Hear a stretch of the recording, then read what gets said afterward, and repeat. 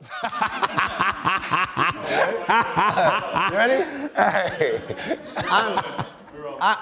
I'm Tumaini Basa Nyenzi, aka Tuma Basa. And I'm Tobe Nwigwe, aka Tobe Nwigwe. Hey. You feel me? You better hit you in your chest. Yeah. Hey, well, the reason I was excited to talk to you is we're both third culture kids. Mm-hmm. First culture, inside the house, African, you know what I mean? From food to discipline. Exactly.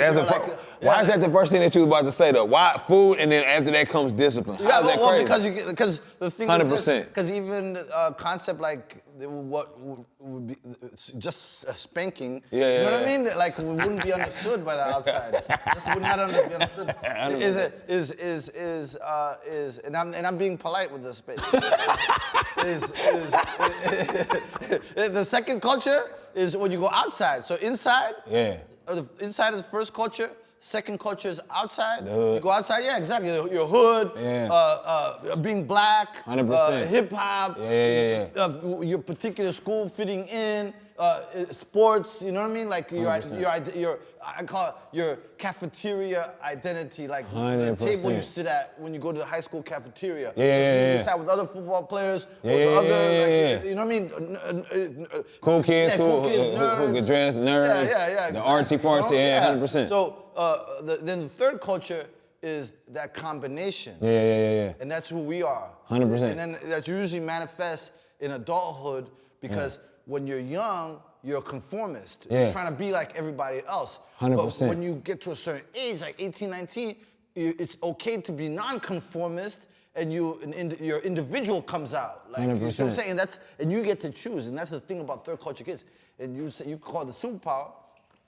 You get to choose which part of the culture you take from. So 100%. You adapt. Yeah. No, I was just gonna say, did it happen for you at 18 and 19? Well, no. Well, for me, it was a gradual process, but it really mostly happened once I finished college and I moved to DC. Like I was at BT, because it was my first time, especially like around like Africans. No. Let me say, people from Rwanda that I wasn't related to. Got you. So then I was at all the parties. I was at, in DC is Africans, man. That's, DC one of the blackest places I've ever seen in my life. So this is my thing. For me, it really did happen like right around like my freshman, sophomore year in college. For some reason, I felt like I was booty scratcher up until then, and not internally, but like to some of the homies and stuff like that. But like right around that time, I felt like it was finally cool to be African. And I was just like, yo, hey, what happened to all that y'all made me grow up with? Where's all that energy that, but once, and then like, so I feel like right around that time, like around, give me like maybe 2006, 2007, like it was cool to be African. And then I feel like once Black Panther hit, it was like everybody, now we all African. No, it's a wrap. Now, also, I actually like to credit technology. 100%. Because what happens is, when you're young, especially in America, when you're young, all the images were controlled from what I call the gatekeeper era, the National Geographic, the news, those little commercials, like, feed somebody something. But we're like, wait a second. Like, everyone was happy at home. It's just they came here and they're looking for better stuff, et cetera. There's a different life. And then that's not true or that's overrepresented because for a fact that you go home. It's not flying in the eye. You're not looking at flies in the eye when you get to the crib. Now, because of social media, you see all the nice pictures, 100%. The music, the dances. 100%. I had somebody ask me about fufu recently. You feel me. Yeah, but 100%. I know the stigma from like, you know what I mean? It's like you didn't want to show you eat the hand and you go like this. Bro, I used to tell people my okra soup was gumbo. Just so I can, appease my people. No, that's gumbo, bro. This is our version of gumbo, bro. I swear to God. Oh, that's wow.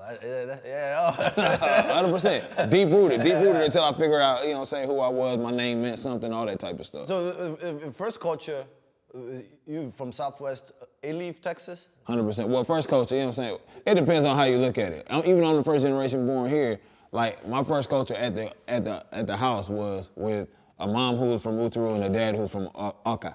Yeah. You understand Did what you I'm used to get threatened to be sent back? Like, 100%. Me too. Like, if you don't behave yourself, we're gonna send you to Norway, you're gonna raise cows, et cetera, et cetera. But not only that, I had homies who got sent back. Yeah. I had homies who got sent back, and I was like, I ain't seen them. Well, when I was 13, we moved back. Oh, wow. Yeah, when I was 13, and I didn't, like, for me, I had like my little Schwinn Predator bicycle. Oh, man. We moved to Zimbabwe. And that was a culture clash because I was actually coming from Iowa. Yeah. But this is the deal. But this is the deal. But it wasn't just Iowa. It was Iowa City. And if anyone knows Iowa City is where the university is.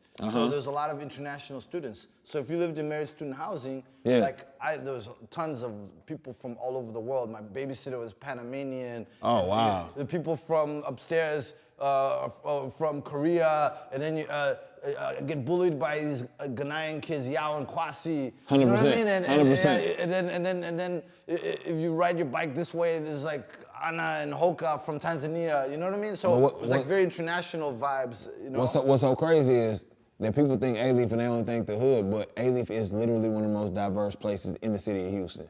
You get all kind of people from A-Leaf. And then, like, if you look at the people from A-Leaf, like when you really like see a white person or Asian person or a Mexican person or anything from A-Leaf, they move different because we've been interacting with each other and it's not just one specific type of person. Toronto's like that too. I found out when I went for the first time. No. Toronto's like that too. I didn't know there was that many, I didn't know there was that many different places of Africa in Toronto. Toronto, I remember going to OVO tournament, like the little basketball tournament. I was with Mr. Morgan and Brittany Lewis. I'm standing on the side and I'm like seeing all the different vibes and I can see like some of the features. I'm like, I can tell this one's Somali, I can tell this one's Nigerian. So I'm just looking around and it's like everybody. It was like Filipino, everybody was there. Like white people, everybody. And then I said to Mr. Morgan, I said, yo, man, I'm looking around. I could have grown up here, like just blended in, right? Easily. Yeah. And then I'm looking around, I said, yo, those are my nephews. And he was like, you're lying. I said, those are my cousin's sons, I swear to you. So I said, I walk up to them, and they're like, yo, what are you doing here? Please don't tell mom that we're here. I said, you know what I mean? They're like, why, you get to sit in the sidelines? I was like, yeah, okay, you know what, I'm gonna get you tickets to the OVO Fest, and then we got a chance to hang. But 100%. I saw them, I told their mom I was in town, but I had, you know what I mean, I was working. But Toronto's the same way. DC's like that, but this is the deal. I have a question. Why are there so many Nigerians in Houston? Because there's a lot of people don't know there's a lot of Nigerians in Houston. I know, I promise you. And a lot of people don't know a lot of like people who like you remember Lil Low back? You remember that Lil Low? Yeah. Back in the Give Me 50 Feet or Chameleonaires in Nigeria. Chameleonaires in Nigeria. Hold on.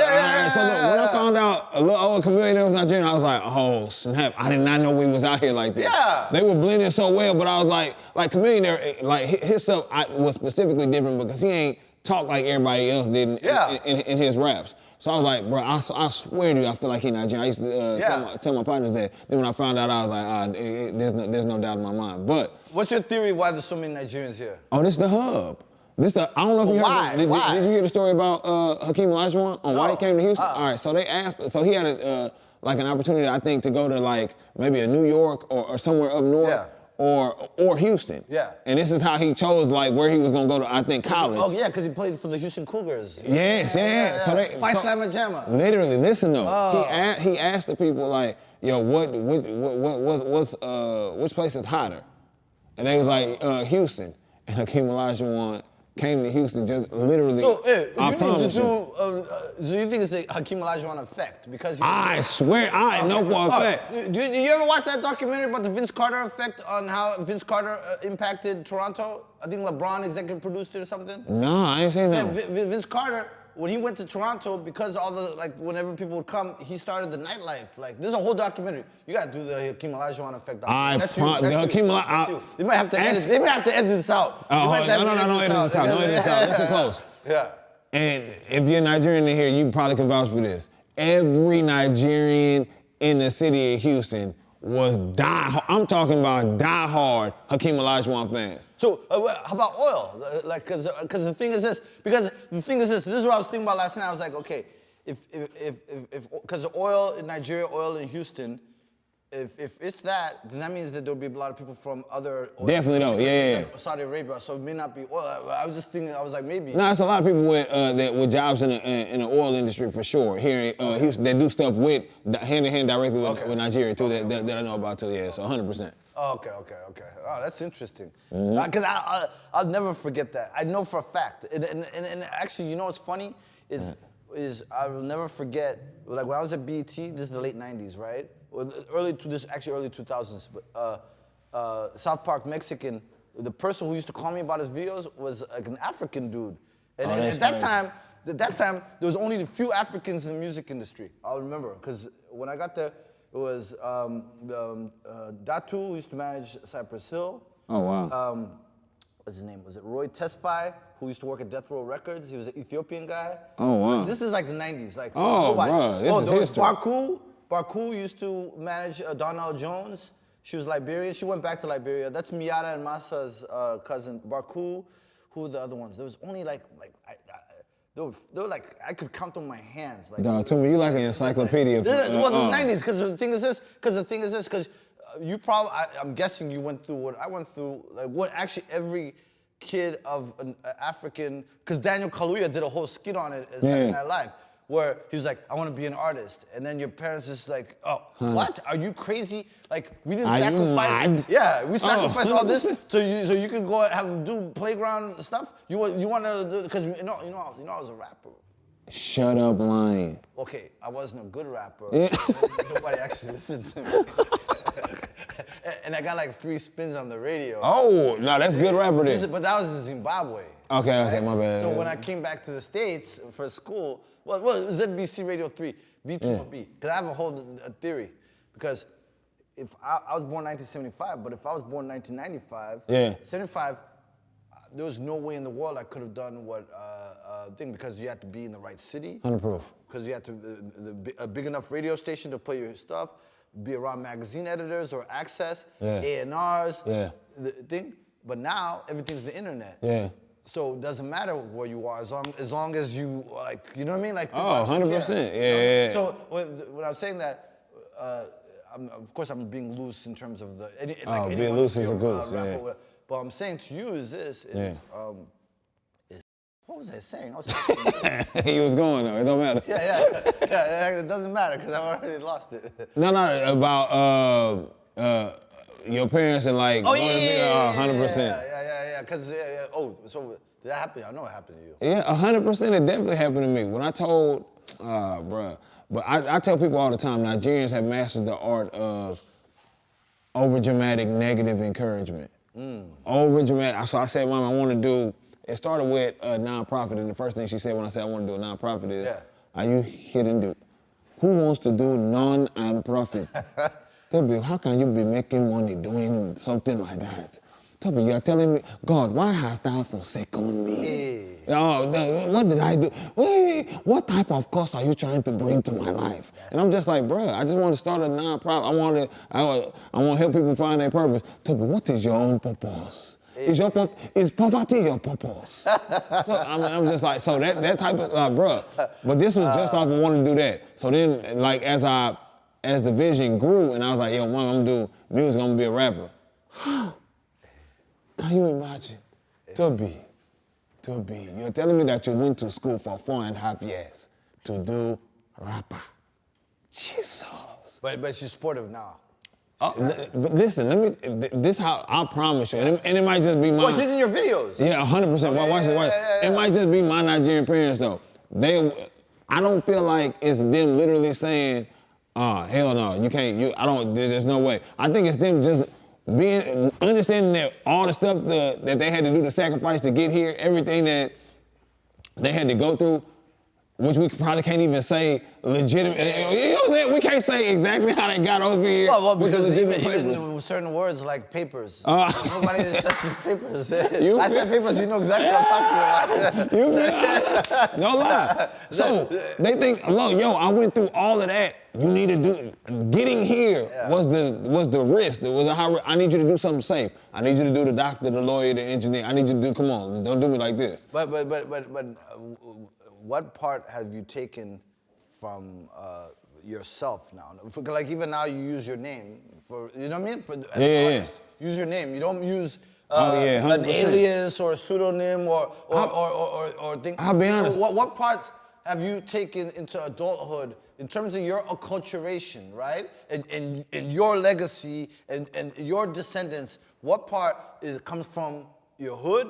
What comes from your house? I feel like it's all inclusive for me. I took literally everything that I learned here and everything that I learned there and meshed it together, minus a lot of the toxic traits. Of course. You know what I'm saying? Minus the No. Like, no. In Nigerian household, we really feel like saying to somebody something like, you know, you're very useless. Yeah. We think that's like gonna encourage them to be useful. That's Africa in general. You know, you're very useful. How can you be so this type of, like, we really think that the negative stuff is really what shoot people to the moon, and I'm just like, that's not how it always happens. You follow any of these like Nigerian like shade rooms, like Wahala Room or? No, but I need to. The comments are hilarious. Follow it just for the comments. That's great. I didn't even know like that. Follow just for the comments or the etc. They're hilarious. It's hilarious. Yeah. They'll be like, and then everything ends with O.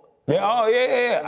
But I definitely. It's hilarious. I love it. Yeah, I try not to compartmentalize like what I learned in the streets of A-Leaf and what I learned at the crib, because I feel like that truly makes me like an extremely unique individual where I genuinely have both sides of the coin. I'm curious. Come on. Like Nipsey was probably the epitome of that.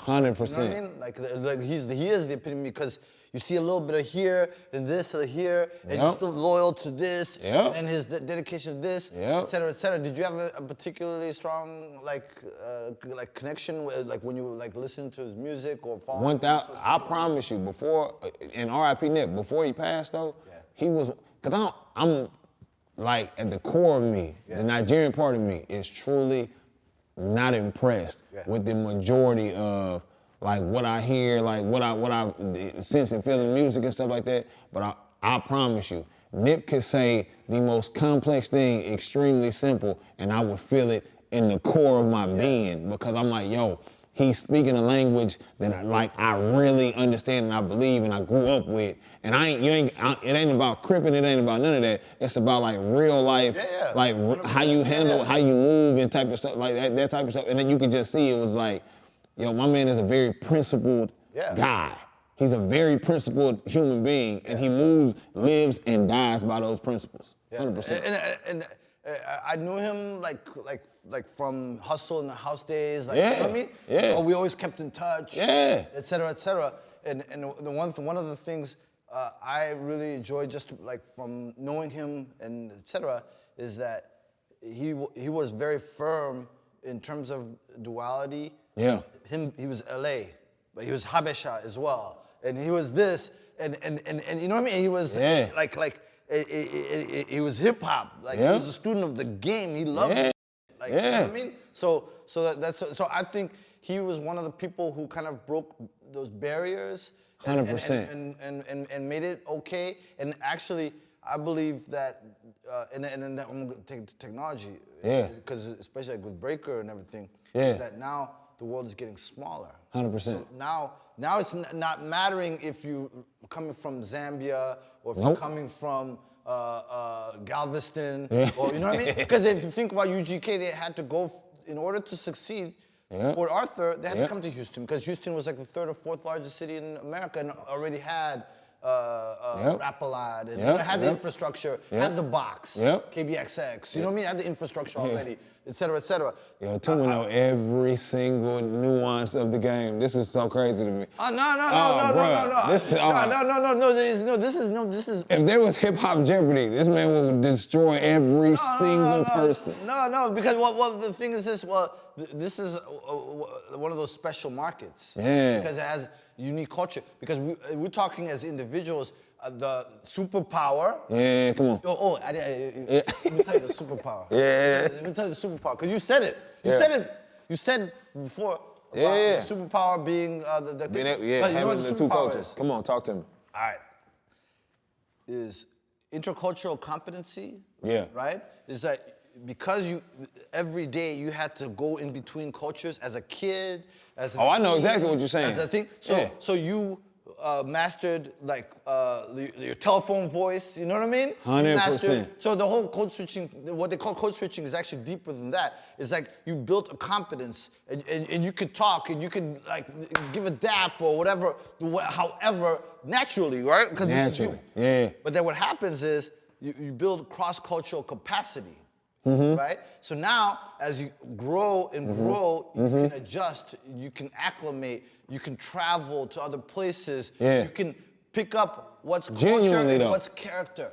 And that's because you were saying it's a superpower. Oh, that is No. That's You can pick up on it. You're like, oh, this person doesn't this, or this is what they do over here. Yeah, this is genuine right here. This is the real stuff over here. But this is the real stuff over here. So you don't even know. So that's your superpower. That's your superpower. You were saying it, and I was like, no, let's wait till the cameras roll, and then I'll tell you the superpower. That's your superpower. Nell, listen, I'm not playing. Do you understand that that's just literally like, that's an aha moment? Yeah, because you're not stuck into one place, or you're not, your loyalties, because we're talking about, hold on, let's make it practical though, make it practical. So, all right, Nell, you with me. If we went to Nigeria, you wouldn't have a clue. You wouldn't have a clue. You'd be like, Tobe, tell me, what is this? But I can genuinely go to both places and be like, nah, this is completely, this is Yankee material here. This is completely westernized right here. This is what you want. This is the authentic place. Then I could come back I could come straight back to the SWAT and be like, bruh, I promise you, he ain't from the West. Yeah. Like the West don't want him at all. Yeah. Like if I could come and that's like Paul being able to go to, no offense. That's like Paul being able to go to. Paul has it too. No, Paul has it. But he can't go to the UK. Paul ain't finna go back to Europe and be like, whites. No, he does. No. He's actually exceptional because he has to move between worlds himself. You know what I mean? Yeah. You know what I mean? If he's dealing with his sister who's like Harvard or whatever, then he can think. If he's dealing with somebody, like I remember the first time I went to visit Paul, he was like, this is before GPSs, and he was like, yo, and then when you cross Martin Luther King, and I was like, wait, where am I going? Because he gave me directions. I was like, yo, where am I going? I was like, because this is before GPSs were. You go down here, you I was like, and I was like, oh, where am I going? And then I was just seeing the cars on the lawn, etc. I was like, oh. Like with the, what do they call these little pokers or the elbows? Oh, the elbows. Bows. I was like, okay. I was like, well, where am I going? This is music No, don't have it out here. Bring it together though. Bring it together though. This is a music video. He's like this, and we out here and we swinging, But that's but that ability to break barriers, that ability to translate, that ability to be on the front line and go thing is part of that's that superpower you were talking about. 100%. By the way, it's not even if you don't do it, you have the confidence to be able to do it. So you have the options to be able to do it. Yeah. Because psychologically, you'd be I've lived it. Yeah, exactly. Like, okay, if I wanna go do this, etc., I'm gonna go do this. You know, if I'm gonna go do this, and then what happens is this, and this is the part the Hakeem Olajuwon effect. And by the way, this is just the diagnostic of what you were saying. Yeah, 100%. Is the Hakeem Olajuwon effect. It's like, oh, if he can do it, that's how immigrants work too. Oh, if you can, I can be there. 1,000%. So if you see 6 Nigerians on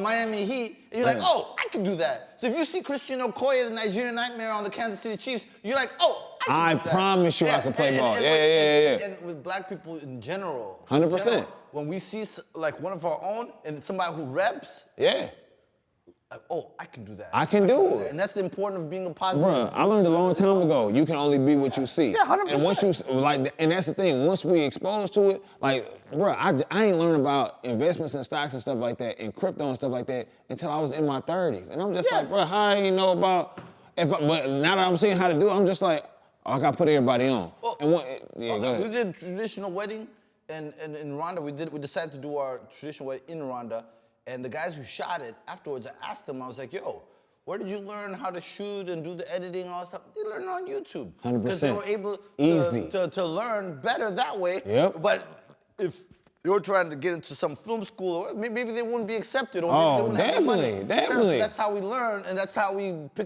soak up game. Oh, YouTube University is king at teaching people. Oh, bro. I learned all kinds of stuff. Yeah.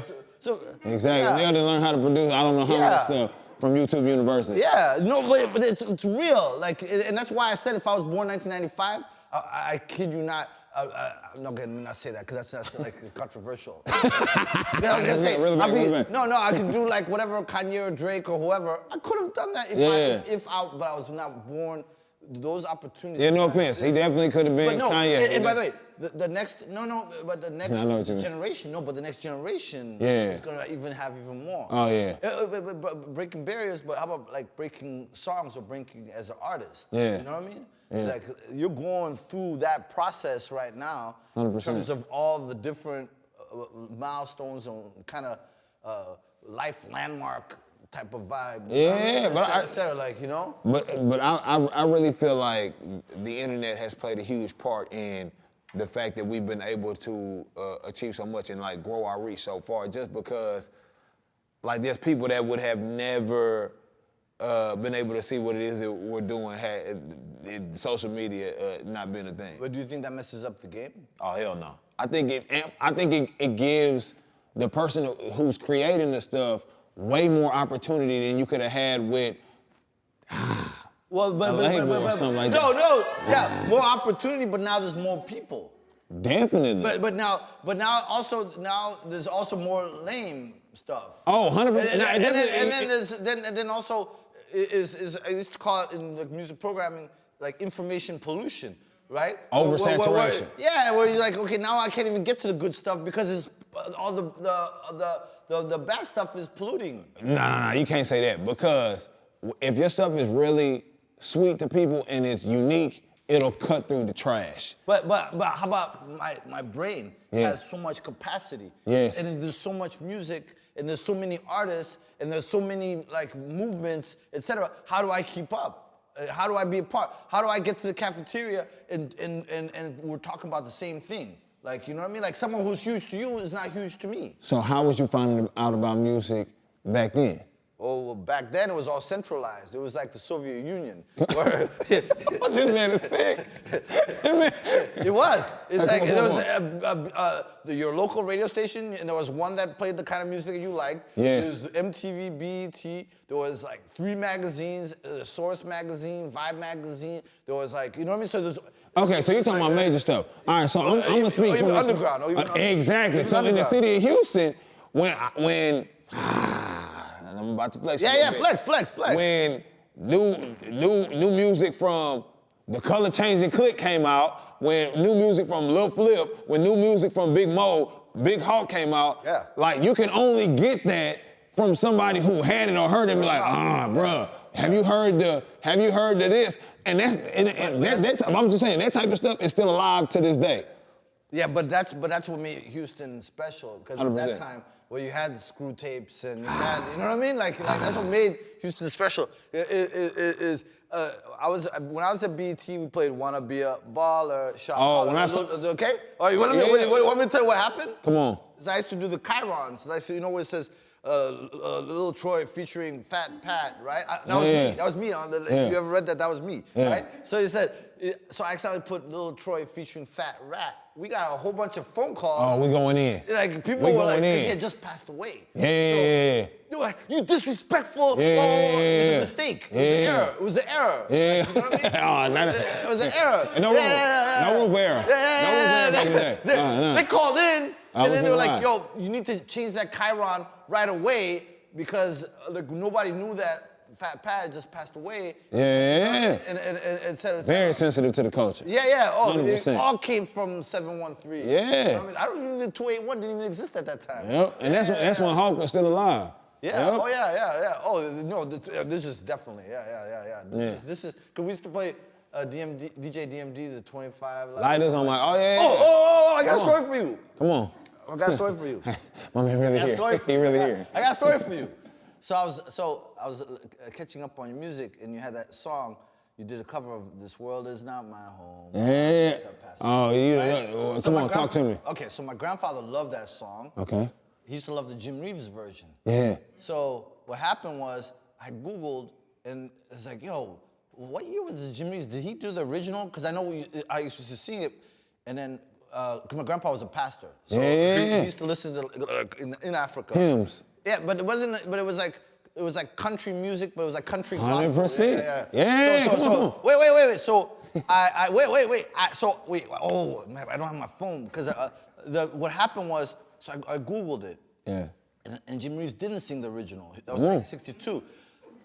You know, Elaine, because we. Okay, so the Carter family sang a version in 1931, which June Carter, who married Johnny Cash, 1931, right? But they took it from a black man. Oh, so this is deliberate. 1924, it was, what was the guy's name? This is my phone. But it was. But it's not important. But all that is. So it was deliberate. But do you know where I heard it for the first time ever in my life? Where? Trey and Zero. Really? This world is not my home. I'm just Trey and Zero did it, and that was the first time I ever heard it. And I thought it was there, and then I started doing all the research and found it was public domain and stuff. I was just like, yo, but that's 1924. Oh man, what's his name? Because this is the story. This is the interesting story. Because what happened was, 1924, and he was like a jug band, like a one-man band, right? And it was recorded 1924. So I was like, wow, this is like the Juneteenth. You know what I mean? Like it's like all coming full circle. 100%. Like now it's coming back to black people. 100%. Right? So I was like blown away. So I texted Jeff, right? Yeah. But I actually texted Sway on accident. My dog. Yeah. I just texted Sway on accident. This whole rant, like, yo, check this out. This what? And then I told Jeff the next day. I was like, it was late night, so I called Sway. I was like, yo, I was texting Jeff, you know, Toby's guy. What? He was like, yo, that's my guy. What? And I was telling him what we were doing and all that stuff. And then I tell Jeff the next day. He was like, yo, Toby and Sway have a like. Oh man. Thing, you know what I mean? Big love. Well, yeah. Big love. You know? Yeah. Huge love. Yeah. So that's my big brother as well. Yeah. Because we worked together 10 years at MTV. Sway, let me tell you what, Sway just, I feel like anybody who don't like Sway, I feel like Sway, no, it's gonna. No. Yeah. No, what I was about to say is about to sound real, hold on, big dog. I was about to say how I feel about Sway the way I feel about Fat. I was like, oh, what? In the sense that if you don't like, I feel like if you don't like Sway, then you really don't like yourself. Only in that way. No offense, Sway. You know what I'm saying? No. Yeah. All right, we good. But Sway, one of the biggest things Sway taught me was, because after we did Sway for the first time, Sway took me and Fat to the back and just chopped it up with us for like 2 hours, just gave us game. Sway. All that, but people don't even know that type of stuff. That's what he was to all of us, to me, to Shaheem Reed, to Rob Markman, Nadeska, all these people, Jason Rodriguez, Whitney, who's over at Spotify, all of us, he was like our big bro. He was the one who gave us that kind of game, you know what I mean? Sean, there's a list of people. Yeah, so when he was talking to us, but this is real candid, just being like, for real, genuine, you know what I'm saying? None of that, no extra stuff. My Dukes. Yeah. So he was like, I was like, man, Sway, hey, listen, for real. Like, when you have these people on here and you know they suck, like, why you don't be telling them they suck? He was like, man, listen, bro. He said, I understand fully who I am.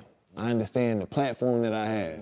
He said, some of these people, whether they trash or not, ain't the thing. Like, they're not where they're gonna be. So just imagine if you come, they hail this as like, this is the end all be all, this is the thing that can make or break me, and I tell them you trash, and I break somebody who could have been a Tupac or a Biggie. And it really made me just really consider how I handle people and how stuff might not be for me in a certain season, but it could be for me in the distant future. And I thought about myself and the very first song that I did, and that hoe was trash. I'm talking about Big Boo Boo. Oh, you know something else I noticed? Is with, you paid tribute a lot to a lot of like OGs like Black Thought or Royce. 100%. You know what I mean? Erykah Badu. Yeah. You know what I mean? You name drop Fela. Yeah. You know what I mean? You name Marvin Gaye, et cetera, and that tradition of respecting elders, I really appreciate. I just have to tell you that, like you know what I mean? Well, because, you know, because it's like African. Yeah, but and that's part choosing that part of the culture and making it permanent. Yeah, exactly. It's saying, hey, it's a very much a culture of honor. You know what I mean? It's like okay, Lil Kiki. You know what I mean? Like you know. I fully. Paul Wall. Oh, 100%. Paul Wall. Yeah. Yeah. The first white man that led me. No, I'm playing.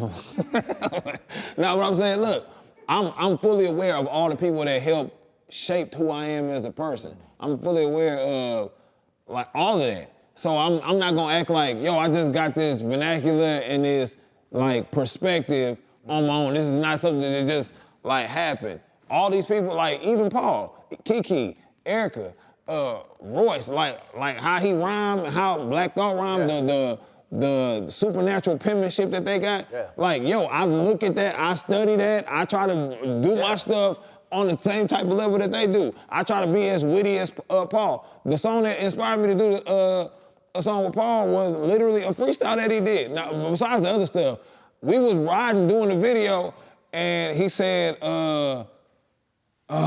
shoot. Oh, how did it start? Knock, knock, who is it? It's that Paul Whiskey. Cold as throw it like a frisbee. If you're hating, please miss me.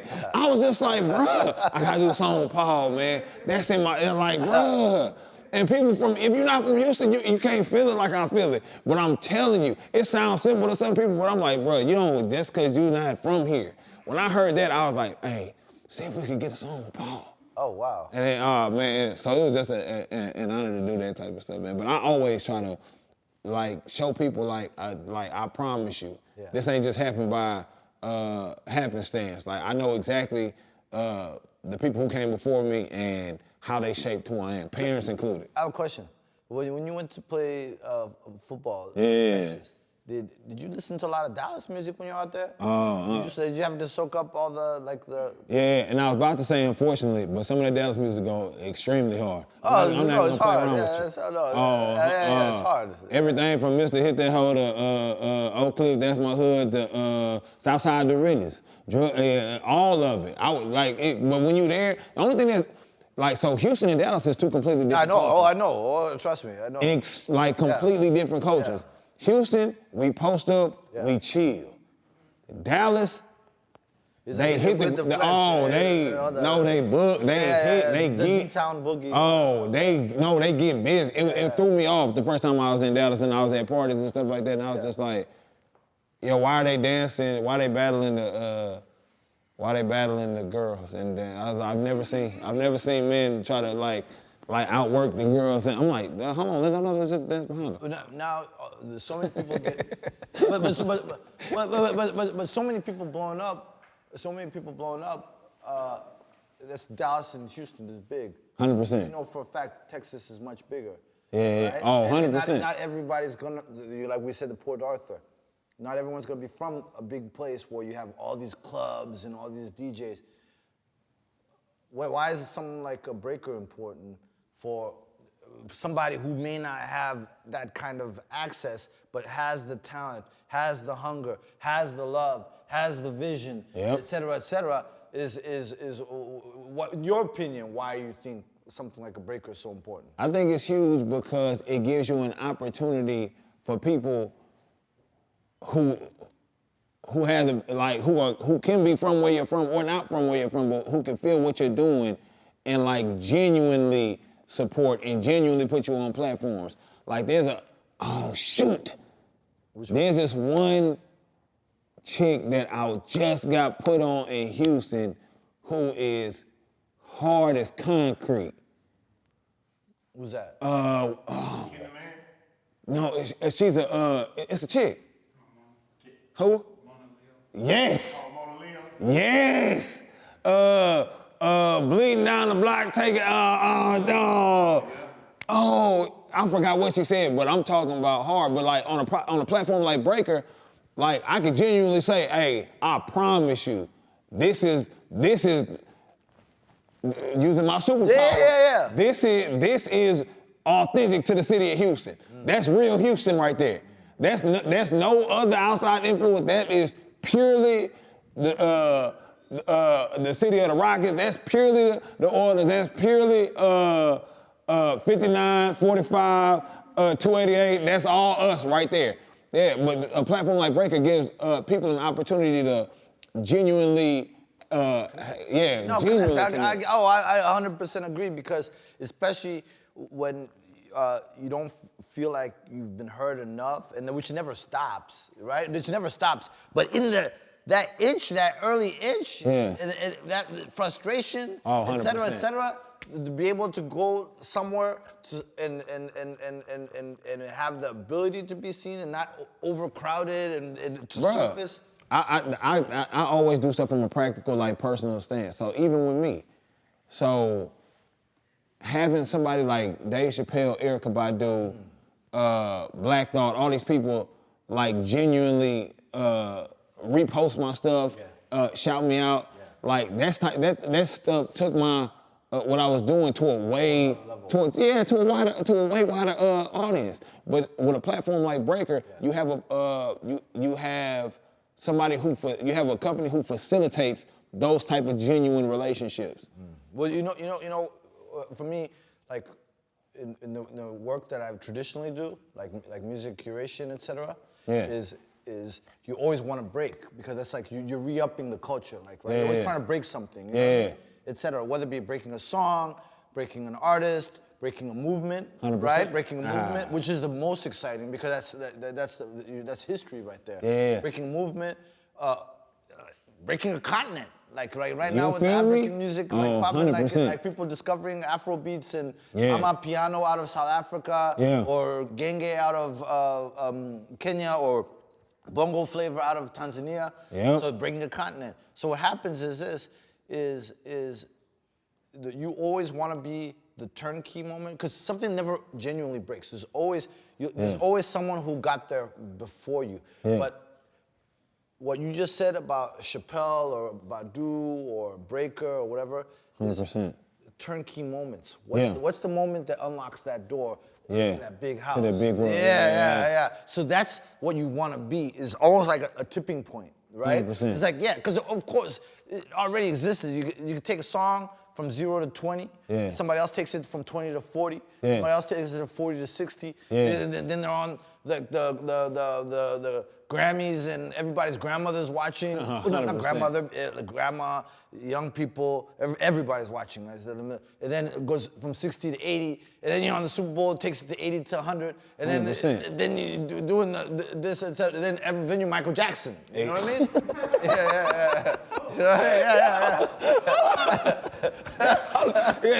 Just discovered, and all of a sudden, you're Beyonce. Beyonce, people forget that Beyonce is from Houston. Oh, no. Hopefully they don't. People forget. Hopefully they don't. People from Hopefully they don't. Because she's so big. So big. She transcends even America. That means Houston transcends even America. Because we all living vicariously through Beyonce. Every time you see her do this, that's us. But it's picking that point, like, right? In terms of music curation, is at what point do you want to be, or do you feel most excited by? Because some people. Oh, I promise you, it's the turnkey phase. Cause once you at Beyonce level and stuff like that, like. That's the biggest. The Michael Jackson, the James Brown, that type, like that's the highest level. And it ain't too much to look forward to after that, other than legacy. The turnkey moment, which I feel like Breaker is huge in, the turnkey moment and the initial discovery moment. Discovery moment. I can vividly remember when I heard specific songs and I found out about specific movements. And I can remember no lie, I thought about this earlier today. I was like, yo, all right, Drake just got this decade, Artist of the Decade award, and I'm just like, yo, when did I first hear about Drake? And I literally could think back to the dorm room I was in, and which one of my homeboys on the football team that's A-Ray, I ain't gonna lie to you, A-Ray definitely put me on Drake, and he did it, watch this, with the song that Drake did to the June 27 beat. That was my first introduction to Drake, and I thought Drake was from Houston, I'm not gonna lie to you. Okay, so you know how you flipped This World Is Not My Home and brought it back to that one-man jug band, right? 100%. Right? And brought it back home. Something Cornel West once said about Nas' Life's a I'll never forget this. The taping for Time Is Illmatic documentary. And Cornel West said that Nas sampled Gap Band Yearnin', right? Okay. And Gap Band stood for the Greenwood in Tulsa, Greenwood, Archer, and Parsons, or it was the Greenwood, Archer, and Pine is what Gap Band, right? Yeah. Which was basically the Greenwood neighborhood of it was Black Wall Street. Yeah. So that's what Gap Band stood for. Yeah. So Yearnin', so Cornel West, Dr. Cornel West said that when Nas sampled Yearnin' for Life's, that the ancestors who had their businesses burned in Tulsa, right? Yeah. Were saying Life's. Oh, that's crazy. Use that Yearnin' sample. That's crazy. So, which I was like, whoa. So in a way, even you doing the same thing with This World Is Not My Home, right? And which was taken basically by the Carter family and Jim Reeves and et cetera, and the original thing, and you bring it back to black people. Yeah. It was a form of resistance in itself. I just was sort of saying. You know what I'm saying? That's love. That's love. You know what I mean? That's way deeper. It's through the music. It's through the music, even if you don't hear. And even when I was listening to the lyrics, because I was like, because I saw it was Apple Music down. I was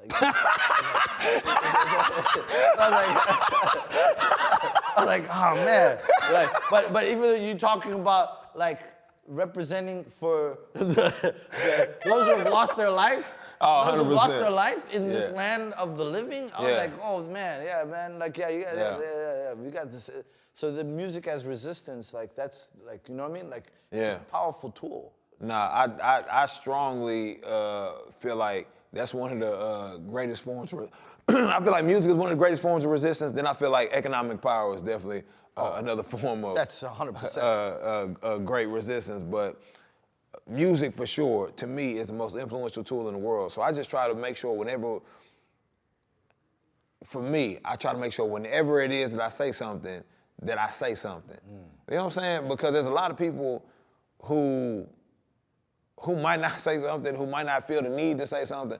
I know exactly why it is that I do the music. I know exactly for who I do the music. Anybody who comes from where I come from, who had my type of experiences growing up, I do it for you in the hopes that, like when I was younger, I wish somebody would have did the type of music that I'm doing to try to give me the game to change my perspective and like open my eyes to like the bigger picture of what life is about.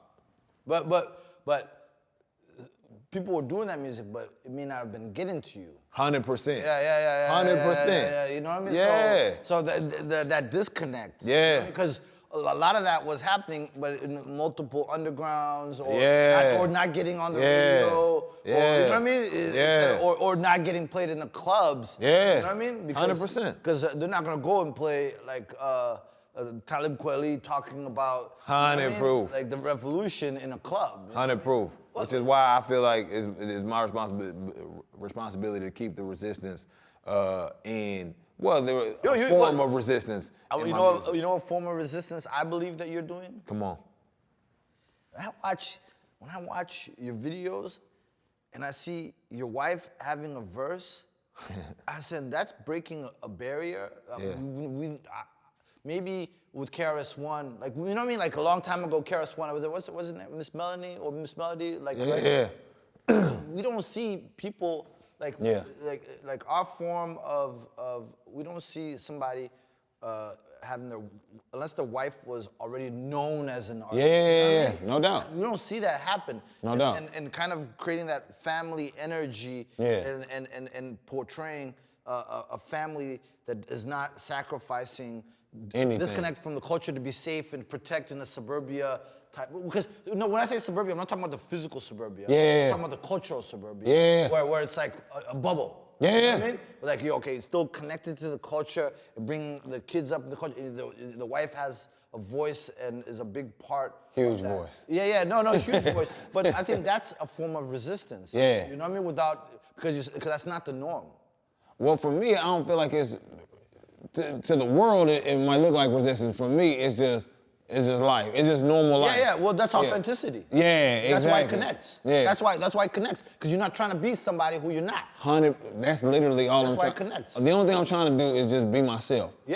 100% through and through in whatever it is that I'm doing. And that's and that's really what I'm trying to get everybody else to do. Like, whatever it is, unless you're a trash person. Don't be 100% that. Like, be the best version of yourself and then just be that. Whatever it is that your interest is, whatever it is that makes your personality, whatever it is that makes you you, do that. 100% authentically and don't stop trying to be like everybody else. That's the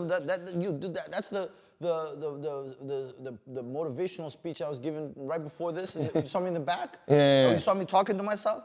I was saying, be you, just be you. That's before I do anything public, I was like, be you, just be you. No one could be you better than you. You have this many years experience of being you, etc. You know what I mean? Et cetera. And when you put you there, you can't fail. You can't fail.